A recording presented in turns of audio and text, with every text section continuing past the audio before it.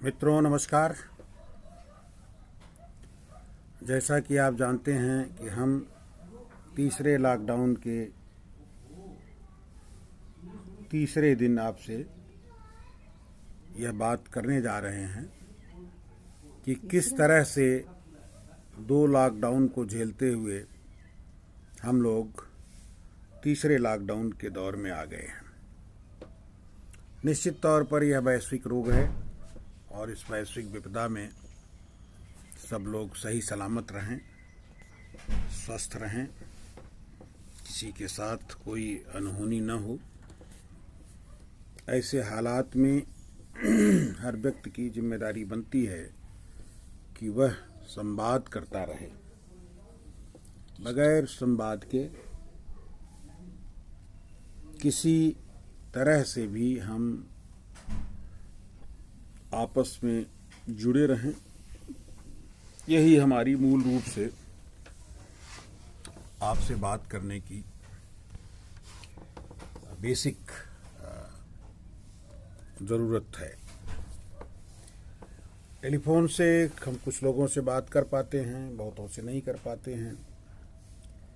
उससे लगता है कि संवाद अपने आप में कहीं न कहीं संवादहीनता की स्थिति है। अभी जो हालात हैं, जो खबरें आ रही हैं, जिस स्रोत से भी आ रही हैं, वो बहुत ही संतोषजनक नहीं हैं, भयावह हैं। मेरी पत्नी भी कह रही है कि भयावह। ऐसे हालात में हम आपसे यही कहेंगे कि आप कहीं भी हैं, गांव में हैं, शहर में हैं, देश में हैं, विदेश में हैं, अपने को बहुत संभाल करके रखना है।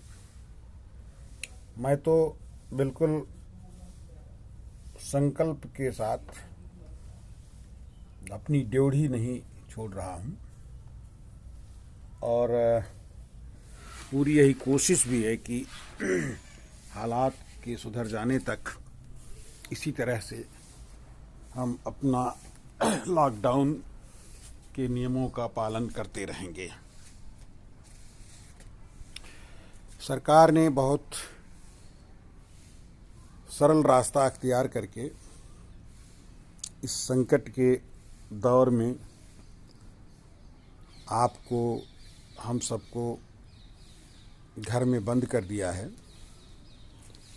बहुत सारे डॉक्टर्स, बहुत सारे ऐसे लोग जो एक अच्छा काम कर रहे हैं, उनके जीवन पर भी निरंतर संकट बना हुआ है। ऐसे हालात में हम लोग सबके लिए यह कामना करें कि सब स्वस्थ रह करके, प्रसन्न रह करके, देश के लोगों के लिए, उनके जीवन के लिए ऐसा काम करें कि जिससे इस वैश्विक विपदा से देश को मुक्ति मिले और जो गरीब मजदूर जिन हालातों में, जिन उम्मीदों में, जिन खुशहाली के इच्छा के लिए अपना घर बार परित्याग करके निरंतर श्रम करके देश बनाते हैं, उनका यह देश सुरक्षित रहे और फिर वो देश के लिए काम कर सकें, ऐसे हालात बने। आज देश का कोई भी ऐसा हिस्सा जो इस महामारी से जूझ रहा है, वह कैसे अपने रास्ते पर आएगा, यह सबको चिंता बनी हुई है। दूर दराज फंसे हुए लोगों के नाम पर राजनीति हो रही है। लोग सरकारों के और विपक्षियों के मध्य राजनीति के शिकार हो रहे हैं। कौन क्या कर रहा है उसका कोई साफ साफ पता नहीं है। साफ साफ जो पता चलता है कि जो भी सफ़र कर रहा है वो अपना टिकट दिखा रहा है कि वह इतने पैसे खर्च किया है, लेकिन व्यवस्था उसको लेकर के एक राजनीति का कंडा बनाए हुए। आश्चर्य और अफसोस होता है कि देश का बहुत बड़ा